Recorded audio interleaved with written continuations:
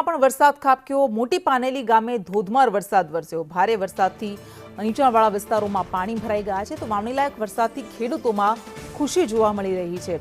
રાજકોટના ઉપલેટાના ગ્રામ્ય વિસ્તારોમાં પણ સારો એવો વરસાદ ખાબક્યો। આ દ્રશ્યોમાં આપણે બતાવી રહ્યા છે। કેટલીક જગ્યાએ તો રસ્તા પર નદીઓ વહેતી હોય તેવી સ્થિતિનું પણ નિર્માણ થયું છે।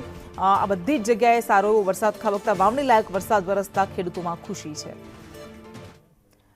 વધુ વિગત સાથે સંવાદદાતા અલ્પેશ ત્રિવેદી જોડાઈ ગયા છે।